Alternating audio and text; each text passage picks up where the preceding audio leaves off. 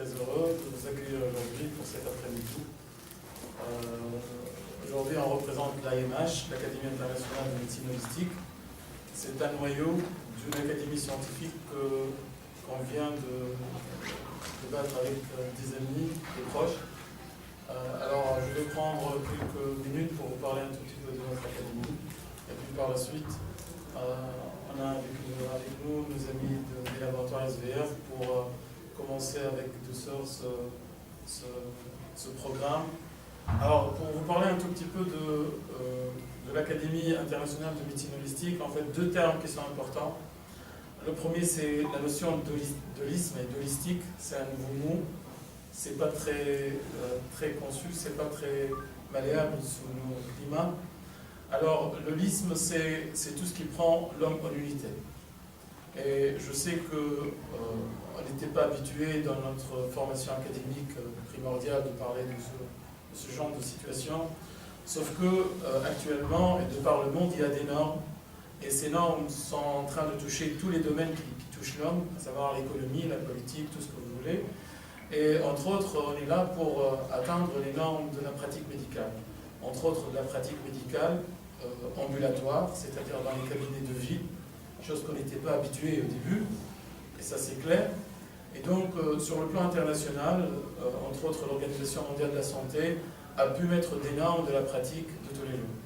Donc, en fait, l'idée a été parvenue depuis quelques années, mais avec des amis qui ont soutenu l'idée de faire ce noyau académique. On a dû chercher un noyau qui nous fait des formations, qui nous fait atteindre un certain niveau d'excellence dans la pratique médicale de tous les jours. Donc c'est pour ça que on devrait désigner des praticiens pour suivre des formations au sein de notre académie. Alors pourquoi le mot académie? Tout simplement parce que l'académie s'est régie dans le créneau de la formation dans le domaine de la pratique médicale.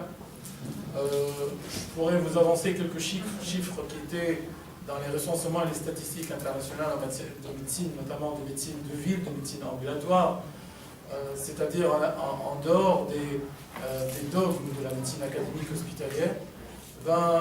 On remarque que nous, praticiens en ville depuis des années, qu'on n'arrive pas à expliquer beaucoup de choses, qu'on n'arrive pas à satisfaire nos patients dans pas mal de situations, qu'on n'arrive parfois même pas à classer les gens dans des cadres nosologiques bien déterminés. C'est pour ça que le monde a pu penser à ça. Je parle des anglo-saxons qui commençaient depuis les années 50 du siècle dernier à en parler, à parler de cette faiblesse de formation en médecine de ville. On est entre familles, donc je me permets de dire ça. Je ne vais pas essayer de vous convertir, non, loin de ça. Je dois le déclarer qu'on a de conflits d'intérêts avec personne, mais le plus important pour moi, d'ailleurs avec tous mes amis ici présents, c'est d'intégrer une notion nouvelle que le monde en parle et on devrait faire une mise à jour à notre niveau de pratique. Alors, le holisme, c'est la personne dans son unité bio, psycho, socio, spirituelle. C'est ça ce que les gens croient que la médecine devrait être appliquée là-dessus. Donc une personne, ce n'est pas que la simple biologie, une personne a au moins 4 dimensions, à savoir donc biologique, physiologique si vous voulez, mais aussi psychologique, sociale et spirituelle. Aujourd'hui, l'OMS a bien précisé ces termes-là, et malheureusement, peut-être malheureusement pour la pratique, mais heureusement pour nous que alhamdoulilah, on a eu cette idée de faire ce noyau scientifique. Alors, ça va de soi, ça va engager personne. Aujourd'hui, on est là pour cette présentation, on est là pour un autre truc, mais c'est un message que je tiens à vous parler, à vous en parler.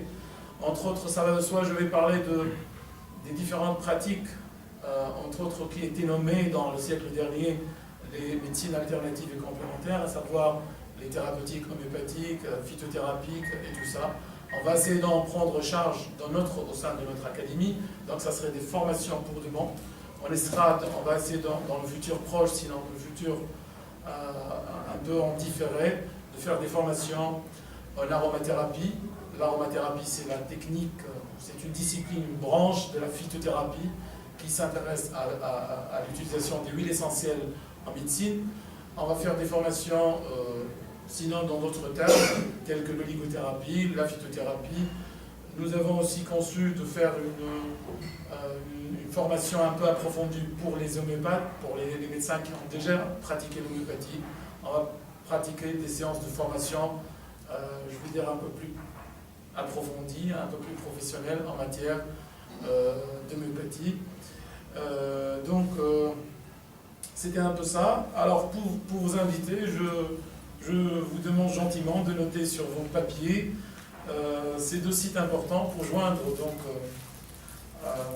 pour être, disons, aux normes internationales. Internet, c'est magique. Donc, on a notre site web qui est fonctionnel depuis quelques jours et qu'on tient à faire, donc, de le rendre beaucoup plus professionnel. C'est www.imh.tn. AMH pour Académie internationale de médecine holistique, TN pour notre chère Tunisie.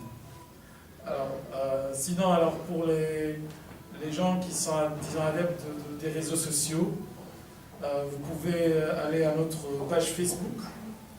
Vous allez écrire donc Académie internationale de médecine holistique et vous avez la page.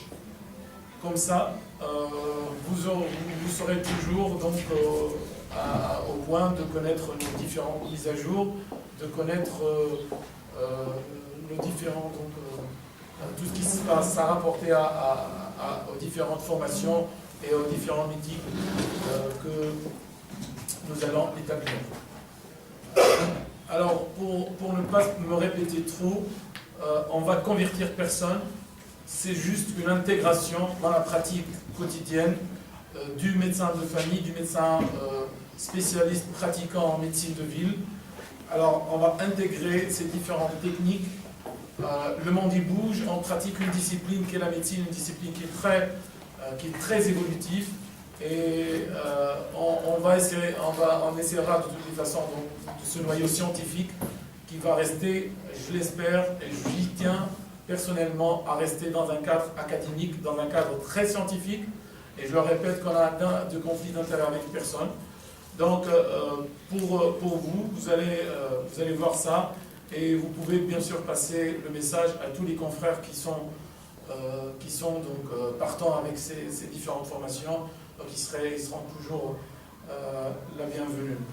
Alors, sinon, pour parler de ce noyau, en fait, l'idée a été parvenue pour rendre à ça ce qui est à César, c'est certainement avec mes amis. J'étais pas très connaisseur de cette vie associative, mais avec mes amis qui m'ont poussé vraiment, je les remercie de toute façon, à présider cette académie. Alors, moi-même, Dr Hassan Debel, avec moi, mon ami, donc, Dr Mohamed Cléa, qui est médecin de famille, qui est, entre autres, partant avec les formations en homéopathie et en phytothérapie. Avec moi, mon ami, Dr Ziad Trabelsi, qui est pharmacien d'officine. Et je respecte en lui cet engouement scientifique pour la recherche donc, médicale et pharmaceutique. Avec nous, notre ami Dr Samer Ben Mahmoud, qui est psychiatre, qui sera bientôt dans notre famille de médecine de ville, je l'espère pour bientôt. Et puis avec moi, donc mon ami Dr Mohamed Naïm Harsaïli, qui est angiologue et qui est homéopathe depuis quelque temps. Je le félicite vraiment pour sa pratique de tous les jours. Vous voyez qu'on est un noyau qui est très multidisciplinaire, qui est très différent dans notre pratique. Et puis, vous voyez, on va essayer de faire ça dans les règles de l'art, médical, dans les règles de cet art que nous pratiquons tous les jours. Donc, je souhaite une autre fois la bienvenue de ceux qui ont rejoint notre meeting aujourd'hui. Alors,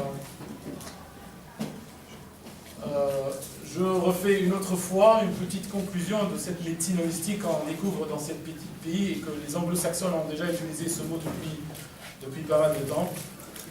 Alors, la médecine holistique est une approche médicale s'appuyant sur le sens dérivé du holisme. Elle est fondée sur la notion des soins apportés aux patients en tenant compte de la globalité de l'être humain. Et je rappelle, entre autres pour tous ceux qui sont présents là, que l'Organisation mondiale de la santé, elle encourage, elle intègre tout ce système au sein de la pratique médicale. C'est-à-dire que ce que nous faisons et ce que nous espérons faire, ce n'est pas une option. Vous savez aujourd'hui que c'est une obligation de suivre donc, ces formations qui humanisent un peu plus notre pratique de tous les jours. Alors la globalité de l'être humain, donc dans ses dimensions physiques, mentales, sociales et spirituelles. Considérant le patient comme une personne et non comme un malade. Et j'adore toujours le mot patient, le mot des anglo-saxons, qui est un peu plus, on va dire un peu plus humain, un peu plus artistique. Donc cette vision holistique permet d'expliquer le symptôme, parce que on le remarque que plein de symptômes ne sont pas expliqués dans notre pratique de tous les jours, mais aussi intégrer le symptôme dans un cadre général, et puis sortir de l'ère de l'organe, l'ère peut-être du XXe siècle, où on parlait que de l'organe, de tout ce qui est sophistiqué, de l'organe peut-être du système, et donc sortir pour visionner l'organisme en général, l'organisme intégral dans sa forme bio-psycho-socio-spirituelle. Alors par la suite, il y aura certainement il y aura le temps pour parler de notre formation en académie. Mais là, pour commencer, pour faire le relais, et pour commencer en douceur et en beauté, on a tenu à commencer à vous inviter, vous, personne par personne. Ce n'est pas par hasard que vous êtes là, on vous a choisi parce qu'on vous connaît cet engouement pour la science, pour l'évolution. Et je dois remercier énormément les laboratoires SVR, avec notre pharmacien, Dr. Sky, donc pour son assistance. Pourquoi choisir les laboratoires SVR pour commencer avec nous? Tout simplement parce que c'est un laboratoire qui est spécialisé en cosmétodermatologie, c'est-à-dire la cosmétologie appliquée aux sciences médicales. Donc on va sortir pas tout simplement du cadre cosmétologique, mais on va intégrer ceci dans notre formation.